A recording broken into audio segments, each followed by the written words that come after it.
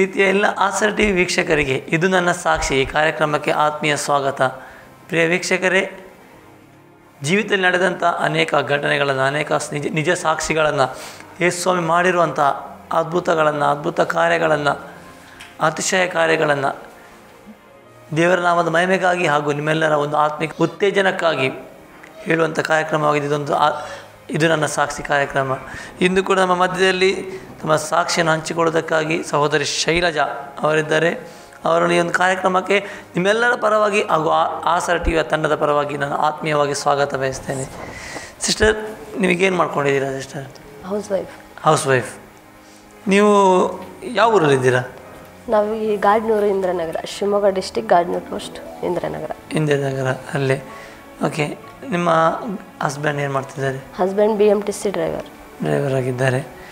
ನೀವು ಹುಟ್ಟಿ ಬೆಳೆದಂಥ ಊರು ಯಾವ ಸಿಸ್ಟರ್? ಹುಟ್ಟಿ ಬೆಳೆದಿದ್ದು ಶಿಕಾರಿಪುರ ತಾಲೂಕು ಕಿರ್ತಳ್ಳಿ ಅನ್ನೋ ಗ್ರಾಮದಲ್ಲಿ. ಶಿಕಾರಿಪುರ ತಾಲೂಕು ಅಲ್ಲಿ. ತಂದೆ ಏನು ಮಾಡ್ತಾಯಿದ್ರು? ತಂದೆ ತಾಯಿ ವ್ಯವಸಾಯ ಮಾಡ್ತಾರೆ. ನಾವು ತುಂಬ ಬಡವರು, ಅರ್ಧ ಎಕರೆ ಹೊಲ ಇದೆ. ಅಪ್ಪ ಅಮ್ಮ ಕೂಲಿ ಕೆಲಸ ಮಾಡೋರು. ಓಕೆ, ನಿಮ್ಮ ಹೊಲದಲ್ಲಿ ಏನು ಬೆಳೀತಿದ್ರು? ಜೋಳ, ಹತ್ತಿ, ಮೆಣಸಿನ್ಕಾಯಿ ಅದೆಲ್ಲ ಬೆಳೀತಿದ್ರು. ಅರ್ಧ ಎಕರೆ ಮಾತ್ರ ಇದೆ? ಅರ್ಧ ಎಕರೆ ಮಾತ್ರ. ಅಲ್ಲಿ ನಿಮ್ಮ ತೋಟದಲ್ಲಿ ಮಾತ್ರ, ನಿಮ್ಮ ಹೊಲದಲ್ಲಿ ಮಾತ್ರ ಕೆಲಸ ಮಾಡ್ತಾ, ಬೇರೆ ಅದರ ನಂತರ ಕೂಲಿ ಕೆಲಸ ಕೂಡ ಮಾಡ್ತಾಯಿದ್ರು? ಎಷ್ಟು ಜನ ಮಕ್ಕಳು ನಿಮ್ಮ ತಂದೆಗೆ? ನಾವು 3 ಜನ ಮಕ್ಕಳು. ನಾನೊಬ್ಳು, ಅಣ್ಣ ಒಬ್ಬ, ತಮ್ಮ ಒಬ್ಬ. ಅಣ್ಣ ಒಬ್ಬ, ತಮ್ಮ. ನೀವು ಒಂದೇ ಮಿಡ್ಲು. ಓಕೆ, ನೀವು ಶಾಲೆ ಹೋಗಿದ್ದೀರಾ ಸಿಸ್ಟರ್? 10th ಕಿರ್ತಳ್ಳಿ ಗ್ರಾಮದಲ್ಲೇ ಮಾಡಿದೆ. ಮತ್ತು ಕಾಲೇಜು ಶಿಕಾರ್ಪುರದಲ್ಲಿ ಮಾಡಿದೆ. ಫಸ್ಟ್ PUC, ಸೆಕೆಂಡ್ PUC ಅಷ್ಟೇ. ಮತ್ತೆ ಕಲಿಲ್ಲ? ಇಲ್ಲ, ಮತ್ತೆ ಕಂಪ್ಯೂಟರ್ ಮಾಡಿದೆ. ಕಂಪ್ಯೂಟರ್. ಓಕೆ, ನೀವು ಶಾಲೆ ಹೋಗುತ್ತಿರೋ ಸಮಯದಲ್ಲಿ ನಿಮ್ಮ ಒಂದು ಬಾಲ್ಯ ಜೀವಿತದ ಒಂದು ಬಗ್ಗೆ ಸ್ವಲ್ಪ ಹೇಳ್ಬೋದಾ? ಯಾವ ರೀತಿ ಒಂದು ವಿದ್ಯಾರ್ಥಿ ಅದು ಯಾವ ರೀತಿ ಕಲಿತಿದ್ರಿ, ಮತ್ತು ನಿಮ್ಮ ಜೀವಿತ ಏನೋ ವಿಷಯ ಹೇಳ್ಬೋದಾ? ನಾವು ಸ್ಟೂಡೆಂಟ್ಸ್ ಅಂದರೆ ಓನ್ಲಿ ಓದೋದಷ್ಟೇ. ನಮ್ಮ ಬ್ಯಾಚ್ ಒಂದು 5 ಜನ ಬ್ಯಾಚ್ ಇದ್ದು. ನಾವು 5 ಜನದ್ದು ನಾವು ಫ್ರೆಂಡ್ಸ್. ಓದೋದು ಮಾತ್ರ ನಮ್ಮದು. ಬ್ಯಾಡ್ ಹ್ಯಾಬಿಟ್ಸ್ ಅಂತ ಯಾವುದು ಮಾಡ್ತಿರ್ಲಿಲ್ಲ ನಾವು. ಶಾಲೆ ಆಯಿತು, ಮನೆ ಆಯಿತು. ಚಕ್ಕರ್ ಹೊಡೆದಿದ್ದು ಒಂದಿನೂ ಇಲ್ಲ. ಶಾಲೆ ಅಂದರೆ ತುಂಬ ಇಷ್ಟ. ಕ್ವಶನ್ಸ್ ಇದ್ದರೆ ನಾವು ಸರ್ ಜೊತೆ ಫ್ರೆಂಡ್ಲಿಯಾಗಿ ಕ್ಲೋಸಾಗಿ ಕ್ವಶನ್ ಎಲ್ಲ ಕೇಳ್ತಿದ್ವಿ. ಹೈಸ್ಕೂಲ್ ಅಂತೂ ಮರೆಯೋಕ್ಕಾಗಲ್ಲ. ಹೈಸ್ಕೂಲ್ ತುಂಬ ಇಷ್ಟ ನನಗೆ, ಹೈಸ್ಕೂಲ್ ಜೀವನ. ಓಕೆ, ಅದರಲ್ಲಿ ಈ ಯೇಸಪ್ಪನ ಬಗ್ಗೆ ಇದು ಪಾಠದಲ್ಲಿ ಬರುತ್ತೆ, ಕ್ರಿಸ್ತ ಶಕ, ಕ್ರಿಸ್ತ ಪೂರ್ವ ಅಂತ ಹೇಳ್ಬಿಟ್ಟು ಬರುತ್ತೆ. ಅಂದರೆ ನಾವು ಏನು ಅನ್ಕೊಂಡಿದ್ವಿ ಅಂದರೆ ಅವರು ಒಬ್ಬ ಧರ್ಮಸ್ಥಾಪಕ, ಕ್ರೈಸ್ತ ಧರ್ಮದ ಸ್ಥಾಪಕ ಅಷ್ಟೇ. ಅದನ್ನ ಬಿಟ್ರೆ ದೇವರು ಆ ಥರ ಏನು ಗೊತ್ತಿರಲಿಲ್ಲ. ಅಷ್ಟೇ, ಕೇಳಿದ್ದು, ಓದಿದ್ದು, ಬರ್ದಿದ್ದು ಅಷ್ಟೇ. ಓಕೆ, ಇದು ನೀವು ಆಗತಾನೆ ಹೇಳಿದ್ರೆ ತುಂಬ ಕಷ್ಟ ಇತ್ತು, ತುಂಬ ಬಡತನ, ತುಂಬ ಸಮಸ್ಯೆ. ಒಂದು ಕಾಲದಲ್ಲಿ ನಾವು ಮುದ್ದೆ ಮಾಡಕ್ಕೆ ಲೇಟ್ ಆಗುತ್ತೆ ಅಂದರೆ ಅದ್ರ ಗಂಜಿ ಕುಡ್ದು ಊಟ ಮಾಡಿ ಮಲ್ಕೊಂಡಿದ್ದವ್ರು ನಾವು. ನಮ್ಮಪ್ಪ ತುಂಬ ಕಷ್ಟಪಟ್ಟಿದ್ದಾರೆ. ಅಪ್ಪ ತುಂಬ ಕಷ್ಟಪಟ್ಟಿದ್ದಾರೆ. ಮಕ್ಕಳು ಓದಿಸಿದಾರ ಎಲ್ಲರೂ ಸರ್? ತುಂಬ ಕಷ್ಟ ಇಟ್ಟು ಸಾಲ ಮಾಡಿ ಓದಿಸಿದ್ದಾರೆ. ನಮ್ಮನ್ನೆಲ್ಲ ಸಾಲ ಮಾಡೇ ಓದಿಸಿದ್ದು ನಮ್ಮಪ್ಪ.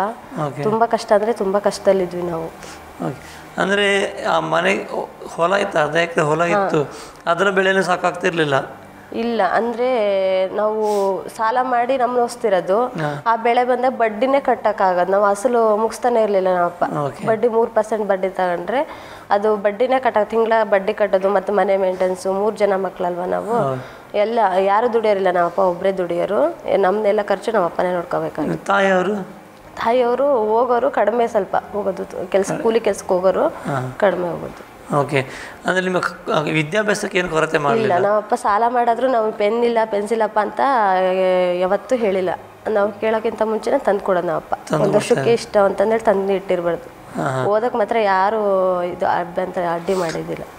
ಅವರು ಓದಿದ್ರ? ಇಲ್ಲ, ಅನ್ಎಜುಕೇಟೆಡ್. ಅವ್ರಿಗೆ ಅದೇ ಒಂದು ಕೊರಗು. ನಾವು ಓದಿದ್ದು, ನಾವು ಕಷ್ಟಪಟ್ಟಾಗ ನಮ್ಮ ಮಕ್ಳು ಕಷ್ಟಪಡಬಾರ್ದು, ಓದಿ ಒಂದು ಒಳ್ಳೆ ಕೆಲಸ ತಗೋಬೇಕು ಅನ್ನೋದೇ ನಮ್ಮ ಅಪ್ಪನ ಆಸೆ. ನಿಮ್ಮ ಅಪ್ಪನ ಆಸೆ ಇತ್ತು. ಅಪ್ಪನ ಏನಾದರೂ ಬೇಡ ಅನಿಸುತ್ತಾ? ಎಲ್ಲಕ್ಕೆ ತುಂಬ ಹಾಕ್ತಾರೆ. ಅದು ಬಿಟ್ಟು ಕುಡಿಯುವಂಥದ್ದು? ಕುಡಿಯೋದು ಈ ಚಿಕನ್ ಮಟನ್ ಮಾಡಿದಾಗೆ ಕುಡಿತಿದ್ರು ಅಷ್ಟೇ. ಅದನ್ನ ಬಿಟ್ರೆ ಮತ್ತೇನಿಲ್ಲ. ಅಂದ್ರೆ ಯಾವಾಗಲೂ ಕುಡಿದು ಬರೋದು ಗಲಾಟೆ ಅಂತದೇನಿಲ್ಲ, ಆ ಥರ ಏನೂ ಇಲ್ಲ. ಮನೇಲಿ ಒಂದು ಒಳ್ಳೆ ಒಂದು ರೀತಿಯಲ್ಲಿ ಜವಾಬ್ದಾರಿಯುತ ಮನುಷ್ಯ ನಮ್ಮಪ್ಪ. ಮತ್ತೆ ಭಯಭಕ್ತಿಯಿಂದ ಇರ್ತಿದ್ರ? ನಮ್ಮಪ್ಪ ಅಂದರೆ ನಾನಂದ್ರೆ ತುಂಬ ಇಷ್ಟ ನಮ್ಮಪ್ಪಂಗೆ. ನಮ್ಮಪ್ಪ ಹೊಡಿತಿರ್ಲಿಲ್ಲ, ನಮ್ಮಮ್ಮ ಹೊಡೆಯೋದು ನನಗೆ ತುಂಬ ಹೊಡೆಯೋದು. ಅಂದರೆ ನಮ್ಮಮ್ಮಂಗೆ ಜಾಸ್ತಿ ಓದ್ಕಂತ ಕೂರಂಗಿಲ್ಲ. ಮದುವೆ ಆದಮೇಲೆ ಓದಕ್ಕೆ ಬರುತ್ತಾ, ಕೆಲಸ ಮಾಡು, ಮನೇಲಿ ಕೆಲಸ ಮಾಡು ಅಂತ ಹೊಡೆಯೋರು. ಹಾಗೆ ನಾವು ಓದ್ತಿದ್ದೆ, ತುಂಬ ಕೆಲಸ ಮಾಡ್ತಿರ್ಲಿಲ್ಲ. ಕೆಲಸ ಅಂದರೆ ಏನು ಅಂತ ಗೊತ್ತಿಲ್ಲ ನನಗೆ. ಕೆಲಸ ಮಾಡ್ತಿರ್ಲಿಲ್ಲ, ಬರೀ ಓದೋಕೆ ಕೂತ್ಕೊಳ್ತಿದ್ದೆ. ಅವಾಗ ಕೆಲಸ ಮಾಡಲ್ಲ ನೀನು ಅಂತ ಹೊಡೆಯೋರು. ಸ್ವಲ್ಪ ಕೆಲಸ ಮಾಡಬೇಕಂದ್ರೆ ಅಮ್ಮ ಹೊಡಿತಿದ್ರು. ಓಕೆ, ನಿಮ್ಮ ಅಣ್ಣನ ಹೆಸರು ಒಳ್ಳೆ ಓದಿದ್ದಾರೆ, ಅಣ್ಣ ಮತ್ತು ಅಮ್ಮ? ಅಣ್ಣ ಓದಿದ್ದಾರೆ, DEd ಮಾಡಿದ್ದಾರೆ ಅವರು. ಅವ್ರು ಜಾಸ್ತಿ ಮನೇಲಿ ಇಲ್ಲ, ಔಟ್ ಸೈಡ್ ಇದ್ದೇ ಓದ್ಕೊಂಡಿರೋದವರು, ಹಾಂ ಹಾಂ. ಹಾಸ್ಟೆಲಲ್ಲಿ. ಅಣ್ಣ ಕೂಡ ಇದೇ ರೀತಿ ಸಾಲ ಮಾಡಿ ಓದಿಸಿದ್ದಾರೆ? ಅವನು ಸಾಲ ಮಾಡಿ ಓದಿಸಿರೋದು ನಾವು. ಹೌದು ಸರ್. ಓಕೆ, ನೀವು 10th ಆಯಿತು, PUC ಮಾಡಿದ್ರಿ, ಅದರ ನಂತರ ಇದು ಕಂಪ್ಯೂಟರ್ ಕ್ಲಾಸ್ ಮಾಡಿದ್ರಿ, ನಂತರ ಏನು ಮಾಡಿದ್ರಿ? ಸೆಕೆಂಡ್ PUCಲೇ ನಾನು ಲವಲ್ಲಿ ಬಿದ್ದುಬಿಟ್ಟೆ. ಲವಲ್ಲಿ ಬಿದ್ದುಬಿಟ್ರಿ? ಅದು ನಂದು 89% ಆಗಿದೆ. 89% ಆಗಿದೆ. ಚಿಕ್ಕಮಂಗ್ಳೂರು VA ಸೆಲೆಕ್ಟ್ ಆಯಿತು, ಕೆಲಸ ಸಿಗುತ್ತೆ ಅನ್ನೋ ನಂಬಿಕೆ ಬಂತು. ಮತ್ತು GNM ನರ್ಸಿಂಗ್ ಕೋರ್ಸಿಗೆ ಅಪ್ಲೈ ಮಾಡಿದ್ದೆ. ಅದು ಕೌನ್ಸಿಲಿಂಗಲ್ಲಿ ನಂದು ಗೌರ್ಮೆಂಟ್ ಕೋಟಾ ಆಗಿ ಗೌರ್ಮೆಂಟ್ ಸೀಟ್ ಸಿಕ್ತು ನನಗೆ. ಈಗ ದಾವಣಗೆರೆ ಚಿಕ್ಕಟೇರಿ ಹಾಸ್ಪಿಟ್ಲು. ಕೇವಲ 12,000 ರೂಪಾಯಿ ಮಾತ್ರ ಒಂದು ವರ್ಷ ಕಟ್ಟೋದು. ನನ್ನ ಫ್ರೆಂಡಿಗೆ 1 ಲಕ್ಷ ಕಟ್ಟೋದು ಬಂತು. ನಾನು ಅದು ಅಡ್ಮಿಷನ್ ಮಾಡಿ ಲವ್ ಅನ್ನೋದು ಇದೆಯಲ್ಲ, ಅದಕ್ಕೋಸ್ಕರ ನಾನು ಅದೆಲ್ಲ ರಿಜೆಕ್ಟ್ ಮಾಡಿ ಬಂದುಬಿಟ್ಟೆ. ಲವ್ ಮಾಡಿ ಈಗ ನರ್ಸಿಂಗಿಗೆ ಹೋದರೆ 3 ವರ್ಷ ಕಂಟಿನ್ಯೂ ಓದಲೇಬೇಕು. ಅಷ್ಟರೊಳಗೆ ಇವರು ಬೇರೆ ಹುಡುಗಿ ಮದುವೆ ಆಗಿಬಿಟ್ರೆ ನಾನು ಇಷ್ಟಪಟ್ಟ ಹುಡುಗ ನನಗೆ ಸಿಗಲ್ಲ ಅಂತ ಹೇಳ್ಬಿಟ್ಟು ನಾನು ನರ್ಸಿಂಗ್ ರಿಜೆಕ್ಟ್ ಮಾಡಿ ಬಂದುಬಿಟ್ಟೆ. ಅಂದರೆ ನೀವೇ ಸುರಿಗೆ ಇಷ್ಟಪಟ್ಟರೆ ಅಥವಾ ಹುಡುಗ ಇಷ್ಟಪಟ್ಟ? ಯಾರು? ಅದು ಏನಾಯಿತು ಅಂದರೆ ನಮ್ಮ ರಿಲೇಟಿವೇ ಅವರು. ಏನೋ ಆಕಸ್ಮಿಕ, ನಾನು ಜಾಸ್ತಿ ಮಾಮ ಅಂತ ಇರ್ತಾರಲ್ಲ, ಮಾವಂದರು ಯಾರನ್ನೂ ಮಾತಾಡ್ಸಲ್ಲ ನಾನು. ಬೈ ಮಿಸ್ಟೇಕ್ ಒಂದು ಜಾತ್ರೆಯಲ್ಲಿ ಪರಿಚಯ ಆಗಿ ಅವರು, ಅಂದರೆ ದೂರ ಸಂಬಂಧ, ನಮಗೆ ದೂರ ಇದ್ರು ಅವರು. ನಾವು ಅಷ್ಟು ಕ್ಲೋಸ್ ಇಟ್ಟು ನಾವು ಬಡವರಲ್ವ, ಅಷ್ಟು ಜಾಸ್ತಿ ಯಾವ ಊರಿಗೂ ಹೋಗ್ತಿರ್ಲಿಲ್ಲ, ಏನೂ ಇಲ್ಲ. ಒಂದು ಜಾತ್ರೆಯಲ್ಲಿ ಮೀಟಾಗಿ ನಂಬರ್ ಏನೋ ನಮ್ಮಮ್ಮ ನೀವು ಜಾಸ್ತಿ ಫೋನ್ ಮಾಡಲ್ಲ ಅಂತ ನಂಬರ್ ಇಸ್ಕೊಂಡ್ರು. ನಂಬರ್ ಇಸ್ಕೊಂಡಾಗೆ ಯಾವಾಗೋ ಒಮ್ಮೆ ಫೋನ್ ಮಾಡಿದರು, ಚೆನ್ನಾಗಿದೆಯಾ ಅಕ್ಕ, ನಮ್ಮಮ್ಮನ ಮಾತಾಡ್ಸೋಕ್ಕೆ ಅಂತ ಫೋನ್ ಮಾಡಿದ್ರು. ಬೈ ಮಿಸ್ಟೇಕ ಜಾಸ್ತಿ ಆಗ್ತಾ ನಾನೇ ನಾನು ನಾನೇ ಮನೇಲಿ ಇದ್ನಲ್ಲ, ನಮ್ಮ ಅಣ್ಣ ಔಟ್ ಸೈಡ್ ಇದ್ದ, ನಾನೇ ಫೋನ್ ರಿಸೀವ್ ಮಾಡೋದು ಮಾತಾಡೋದು ಮಾಡ್ತಿದ್ದೆ. ಹಿಂಗೆ ಫ್ರೆಂಡ್ಶಿಪ್ ಡೇ ಅದು ಯಾವುದಾದ್ರು ಹಬ್ಬ ಬಂದರೆ ಮೆಸೇಜ್ ಮಾಡ್ತಿದ್ದೆ ನಾನು. ಈ ಮೆಸೇಜ್ ಮಾಡ್ತಾ ಜಾಸ್ತಿ ಆಗಿ ಅಂದರೆ ಅವರೇ ಪ್ರಪೋಸ್ ಮಾಡಿದ್ದು. ಆಮೇಲೆ ಅವ್ರು ಪ್ರಪೋಸ್ ಮಾಡಿ 3 ತಿಂಗಳಿಗೆ ಆಮೇಲೆ ನಾನು ಒಪಿನಿಯನ್ ಹೇಳಿದೆ ಓಕೆ ಅಂತ. ಮಾಡಿದ್ವಿ, 3 ವರ್ಷ ಲವ್ ಮಾಡಿದ್ವಿ. ಇದು ಮನೆಯವ್ರಿಗೆ ಗೊತ್ತಿತ್ತಾ? ನಮ್ಮ ಮನೆಯವ್ರಿಗೆ ಯಾರಿಗೂ ಇವಾಗಲೂ ಗೊತ್ತಿಲ್ಲ. ಮನೆಯವ್ರಿಗೆ ಏನು ವಿಷಯ ಗೊತ್ತಿರಲಿಲ್ಲ? ಇವ್ರ ಮನೇಲಿ 1-2 ವರ್ಷ ಆದಮೇಲೆ ಗೊತ್ತಾಯಿತು. ಇದಕ್ಕೋಸ್ಕರ ನೀವೇನು ಮಾಡಿದ್ರಿ? ಎಲ್ಲ ಒಳ್ಳೆ ಗೌರ್ಮೆಂಟ್ ಕೋಟ ಸಿಗೋಂತಷ್ಟು ಇದು ಮಾಡಿ ನಿಮಗೆ ಅವರಿಗೆ ಹೇಳ್ಬೋದಿತ್ತಲ್ಲ, ನಾನು ಈಗೀಗ ಕಲಿತು ಮತ್ತೆ ಬರ್ತೇನೆ ಅಂತೇಳಿ. ಇವರು ಅಂದರೆ ಈ ನರ್ಸಿಂಗ್ ಬೇಡ ಅಂದರು. ಈಗ ಬೇಡ, ಮದುವೆ ಮಾಡಿಬಿಟ್ರೆ ಏನು ಮಾಡ್ತೀಯ ಅಂತ ನಮ್ಮ ಮನೆಯವರು ಅಂದರು. ಅಂದರೆ ಇವರು ಇದು ಲೌಕಿಕ ಪ್ರೀತಿ ಶಾಶ್ವತ ಅಲ್ಲ ಅನ್ನೋದು ಇವಾಗ ಗೊತ್ತಾಗಿತ್ತು. ಈಗ ಗೊತ್ತಾಗ್ತದೆ. ಓಕೆ, ಅಲ್ಲ ಈಗ ನೀವು ಸಿಕ್ಕುವಂಥ ಒಳ್ಳೆ ಅಪರ್ಚುನಿಟಿ ಇತ್ತು ನಿಮಗೆ. ನಿಮ್ಮ ಮನೆಯವ್ರು ಏನು ಹೇಳಿಲ್ಲ, ಯಾಕೆ ಬಿಡ್ತೀಯಾ, ಯಾಕೆ ಬೇಡ ಹೇಳ್ತೀಯ, ಯಾಕೆ? ನಮ್ಮ ಅಪ್ಪರಿಗೆ ಎಷ್ಟು ಮೋಸ ಮಾಡಿದ್ದೀನಿ ಅಂದರೆ ನಾನು ಈ ಲವ್ ವಿಷಯ ಹೇಳಿಲ್ಲ ನಾನು. ಬಿಡು, ಗೌರ್ಮೆಂಟ್ ಜಾಬ್ ಸಿಗುತ್ತಪ್ಪ ನನಗೆ ಈ ಪರ್ಸೆಂಟೇಜಿಗೆ, ನರ್ಸಿಂಗ್ ಏನಕ್ಕೆ ಅಷ್ಟು ದುಡ್ಡು ಖರ್ಚು ಮಾಡ್ತೀಯ, ಮತ್ತು ಸಾಲ ಮಾಡ್ತೀಯ ಅದು ನೀನು ಅಂತ ಹೇಳ್ಬಿಟ್ಟು ರಿಜೆಕ್ಟ್ ಮಾಡಿದೆ. ನಮ್ಮಪ್ಪ ಈ ಥರ ಗೌರ್ಮೆಂಟ್ ಕೆಲಸ ಸಿಗುತ್ತಲ್ಲ ಮತ್ತೇನಕ್ಕೆ ಅಂತ ನಾನು ಮಾತು ಕೇಳ್ಕೊಂಬಿಟ್ಟು ಅವರು ಓಕೆ ಅಂತ. ಅವ್ರಿಗೆ ತುಂಬ ನಂಬಿಕೆ ನನ್ನ ಮೇಲೆ. ನಾನು ಏನು ಹೇಳಿದ್ರು ನಂಬಿಡ್ತಾರೆ, ಕಣ್ಣು ಮುಚ್ಕೊಂಡು ನಂಬ್ತಾರೆ. ಎಲ್ಲಿ ಹೋಗ್ತೀಯಾ ಏನು ಅಂತ ಏನು ಕೇಳಲ್ಲ ನನಗೆ. ನಮ್ಮಪ್ಪ ನನ್ನಂದರೆ ಭಾಳ ಇಷ್ಟ ಅಪ್ಪಗೆ.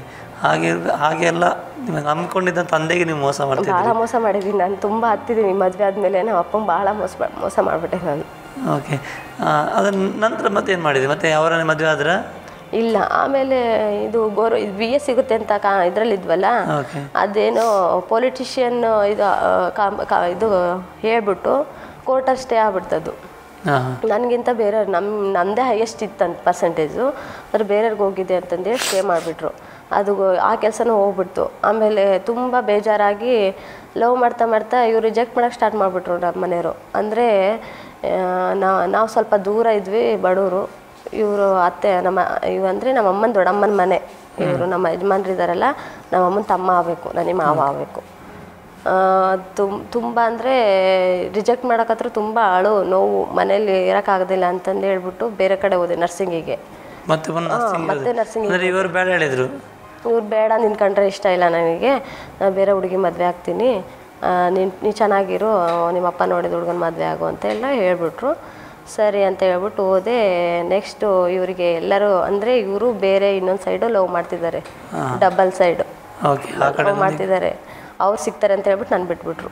ಕೊನೆಗೆ ಆ ಹುಡುಗಿ ಇನ್ನೊಂದು ಹುಡುಗನ ಲವ್ ಮಾಡಿಬಿಟ್ಟಿದ್ದಾರೆ. ಆವಾಗ ಇವಳು ಸಿಗಲ್ಲ ಅಂತ ಹೇಳ್ಬಿಟ್ಟು ನನ್ನ ರಿಜೆಕ್ಟ್ ಮಾಡಿದ್ರು ಅವರು. ಆಲ್ರೆಡಿ ನನ್ನೇನು ಕಾಂಟ್ಯಾಕ್ಟ್ ಮಾಡಿರಲಿಲ್ಲ. ತುಂಬ ಬೇಜಾರಲ್ಲಿ ಇದ್ದಾರೆ ಇವರು. ಇದ್ದು ಇಲ್ಲೇ ತೋಟದ ಕೆಲಸ ಮಾಡ್ತಿದ್ರು. ಮೊದಲೇ ಇವರಿಗೆ ಕೆಲಸ ಸಿಕ್ಕಿರಲಿಲ್ಲ.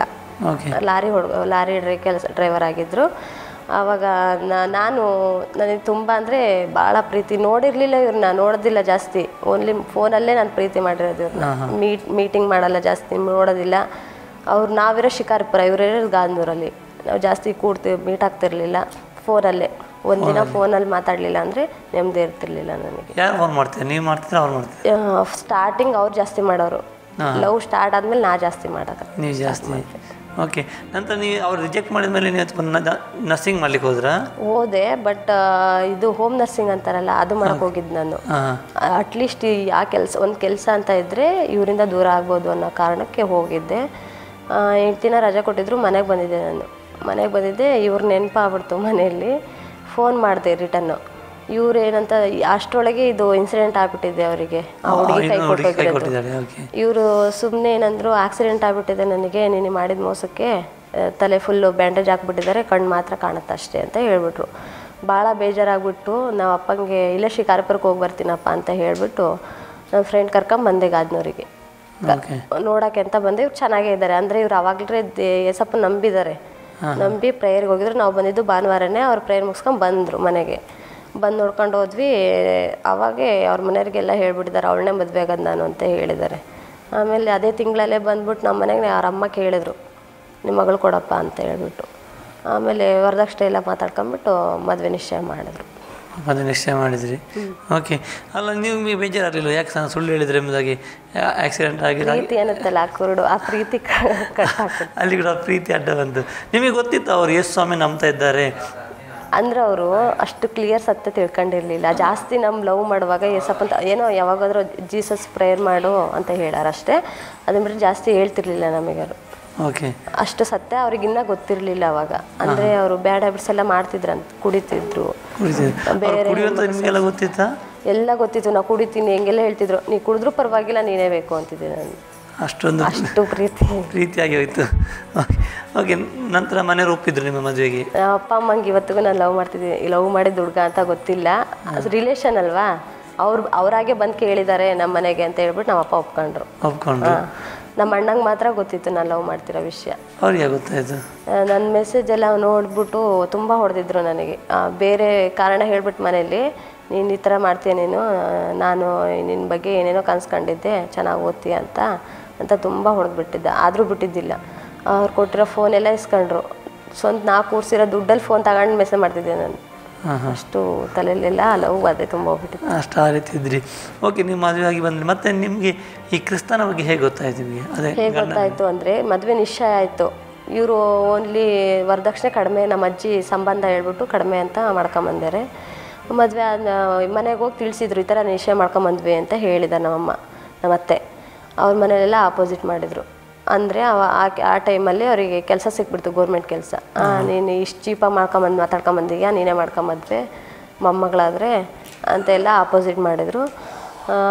ನಮ್ಮಪ್ಪ ಒಪ್ಪಿದ್ದಕ್ಕೆ ಓಕೆ, ದೇವಸ್ಥಾನದಲ್ಲಿ ಮದುವೆ ಮಾಡ್ಕೊಡ್ತೀವಿ ಅಂತ ನಮ್ಮಪ್ಪ ಹೇಳಿದರು. ಇವ್ರು ಮನೆ ಬಗ್ಲ ಮದುವೆ ಮಾಡಿಕೊಡ್ರಿ, ಇಲ್ಲ ವರದಕ್ಷಿಣೆ ಜಾಸ್ತಿ ಕೊಡ್ರಿ ಅಂತ ಹೇಳ್ತಿದ್ರು. ನಮ್ಮಪ್ಪ ಅದಕ್ಕೆ ಒಪ್ತಿರ್ಲಿಲ್ಲ. ಆಮೇಲೆ ಒಂದು ದಿವಸ ಪಾಶ ಇದ್ದಾರಲ್ಲ ಸಿದ್ದೇಶು, ಅವ್ರು ಯಾರೂ ನಾನು ನೋಡಿರಲಿಲ್ಲ. ನಾವು ಬಂದೇ ಇಲ್ಲ ಈ ಕಡೆ, ನಾವು ದೂರದಲ್ಲೇ ಇದ್ದವರು. ಇವ್ರು ಯಾರು ನಾನು ನೋಡಿರಲಿಲ್ಲ. ಒಂದು ದಿವಸ ಬಾರಮ್ಮ ಮನೆಗೆ ಅಂತ, ಅವ್ರು ಶಿವಮೊಗ್ಗದಲ್ಲಿದ್ದರು, ಬಾಡಿಗೆ ಮನೆ ಮಾಡ್ಕೊಂಡು. ನನ್ನ ಫ್ರೆಂಡು ನಾನು ಬಂದ್ವಿ ಶಿವಮೊಗ್ಗಕ್ಕೆ. ಬಂದು ಒಂದು ದಿವಸ ಹೇಳಿದರು, ನಿಮ್ಮ ಮದುವೆಗೆ ಇಷ್ಟೆಲ್ಲ ಅಡ್ಡಿಗಳಿದ್ದಾವೆ, ಉಪವಾಸ ತೆಗಿ 21 ದಿವಸ.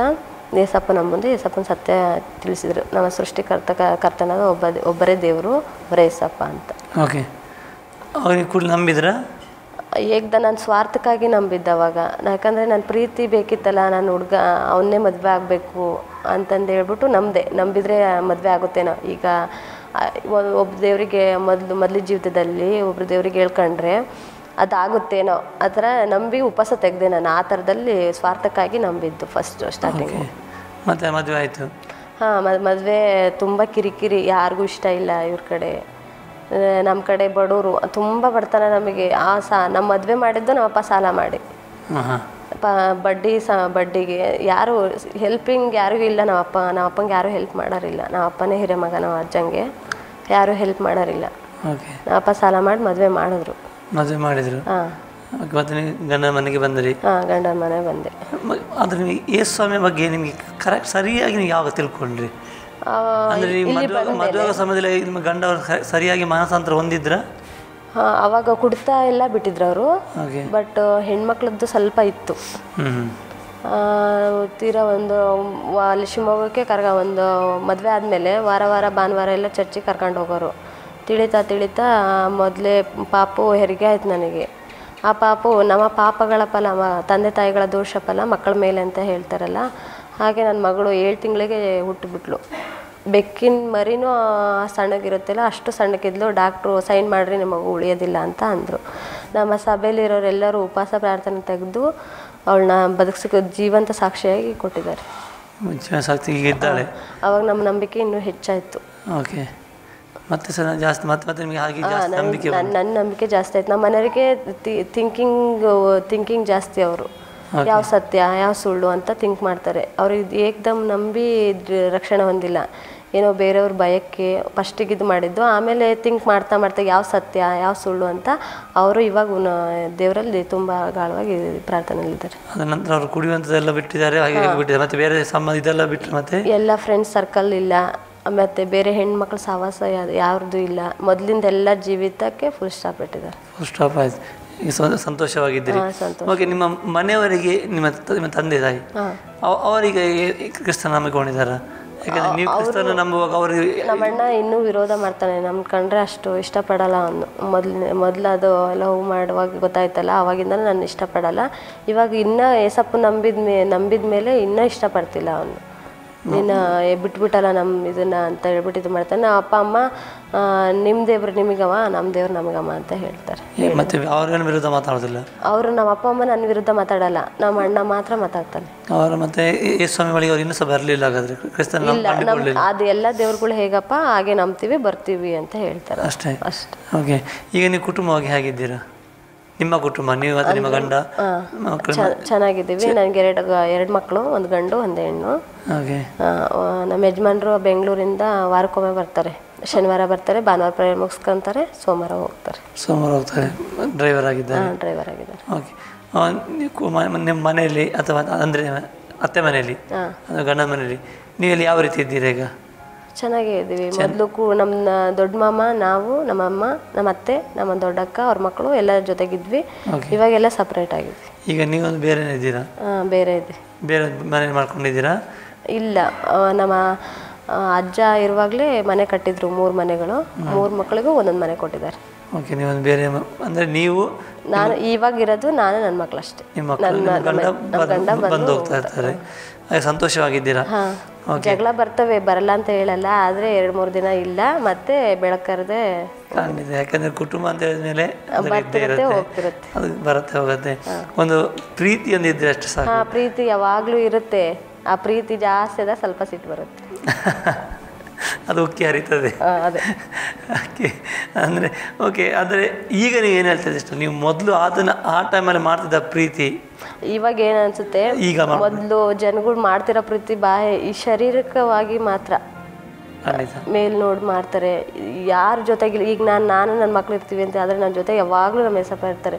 ನಾನು ಅನ್ಕೊಂತೀನಿ, ಮೊದಲು ತುಂಬ ಹೆದರ್ಕೊಂತಿದ್ದೆ ಒಬ್ಬಳೇ ಇರೋಕ್ಕೆ. ಆದರೆ ಇವಾಗ ನಾನು ನನ್ನ ಮಕ್ಳು ಇಬ್ಬರೇ ಮಲ್ಕೊಳ್ಳೋದು ನಾನು ನಮ್ಮ ಮನೇಲಿ.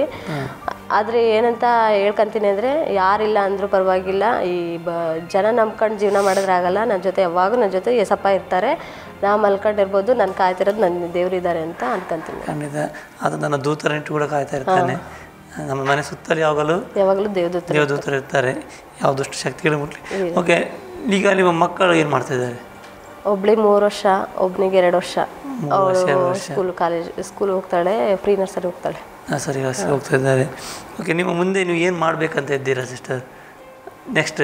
ಅಂದರೆ ಕ್ರಿಸ್ತರು ನಿಮ್ಮ ಜೊತೆಲಿ ಅದ್ಭುತ ಮಾಡಿ. ಯಾಕೆಂದರೆ ನೀವು ಗೊತ್ತಿಲ್ಲದೆ ಫ್ರೆಂಡ್ಸಿಗೆ ತುಂಬ ಅಂದರೆ ಕಷ್ಟದಲ್ಲಿ ಇರ್ತಾರಲ್ವ, ಅವರಿಗೆಲ್ಲ ಹೇಳಿದ್ದೀನಿ. ಒಬ್ಬಳು ಹೇಳಿಬಿಟ್ಟು ಅವಳು ರಕ್ಷಣೆ ಹೊಂದಿದ್ಲು. ಓಕೆ. ಇನ್ನೊಬ್ಳಿದ್ದಾಳೆ ಮಮತಾ ಅಂತ, ಅವಳು ಆದಷ್ಟು ಬೇಗ ರಕ್ಷಣೆ ಹೊಂದಲಿ ಅಂತ ದೇವರಲ್ಲಿ ಪ್ರಾರ್ಥನೆ ಮಾಡ್ತೇನೆ. ಅವಳಿಗೆ ಮನಸ್ಸಿದೆ ಬರೋಕ್ಕೆ, ಆದರೆ ಮದುವೆ ಆಗಿಲ್ಲ ಇನ್ನು ಅವಳಿಗೆ. ನಮ್ಮ ಅಪ್ಪ ಅಮ್ಮ ಅಡಿಯಲ್ಲಿದ್ದೀನಿ ನಾನು, ಅವ್ರನ್ನ ಬಿಟ್ಟು ಹೇಗೆ ನಾನು ಒಬ್ಬಳೇ ಬರೋದು ಅಂತ ತುಂಬ ಥಿಂಕ್ ಮಾಡ್ತಾಳೆ. ಊರಿಗೆ ಹೋದಾಗೆಲ್ಲ ಹೇಳ್ತೀನಿ ಅವಳಿಗೆ. ಆದಷ್ಟು ಅವಳು ಬೇಗ ರಕ್ಷಣೆ ಹೊಂದಲಿ ಅಂತ ದೇವರಲ್ಲಿ ಪ್ರಾರ್ಥನೆ ಮಾಡ್ತೀನಿ. ಇನ್ನು ಅನೇಕ ಜನರಿದ್ದಾರೆ, ಹಾಂ, ತುಂಬ ಜನರಿದ್ದಾರೆ. ಅವರಿಗೋಸ್ಕರ ನೀವೇನು ಮಾಡ್ತೀರಾ? ದಿನಾಲೂ ಹೊಸ ಆತ್ಮಗಳು ಬರಲಿ.